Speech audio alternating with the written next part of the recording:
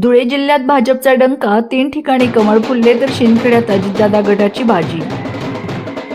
धुळे जिल्ह्यात झालेल्या नगर परिषद आणि नगरपंचायत निवडणुकांमध्ये भारतीय जनता पार्टीने जोरदार मुसंडी मारत आपले वर्चस्व सिद्ध केले आहे।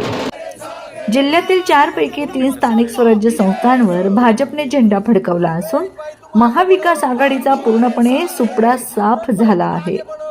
विशेष म्हणजे दोंडाईचा नगर परिषद माघारी अंतीच बिनविरोध झाली असून येथे मंत्री जयकुमार रावल यांच्या मातोश्री नयनकुवर रावल नगराध्यक्षपदी विराजमान झाल्या आहेत। दुसरीकडे शिरपूरमध्ये माजी मंत्री अमरीशभाई पटेल यांच्या नेतृत्वाखाली भाजपने एक हाती सत्ता मिळवली असून त्यांचे सुपुत्र चिंतन पटेल नगराध्यक्षपदी निवडून आले आहेत।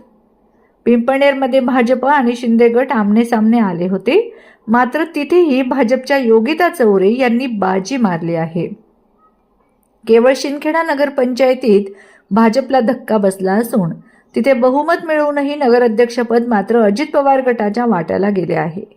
या निवडणुकीत उद्धव ठाकरेंच्या शिवसेनेला खातेही उघडता आले नाही, तर भाजप 50 जागांसह जिल्ह्यात अव्वल ठरले आहे। भारतीय जनता पार्टी के चीफ मिनिस्टर साहब देवेंद्र फडणवीस जी ने हम पे जो भरोसा रखा और हमको जो टिकटें दी, वो हम हर एक टिकट जीत के आए हैं। 31 सीट्स आउट ऑफ 32 हम जीत के आए हैं और आगे भी हम शिरपुर का डेवलपमेंट का काम जारी रखेंगे। 1984 से आज तक हमारी फैमिली ने शिरपुर के डेवलपमेंट का काम किया है और वो काम हम चालू रखेंगे।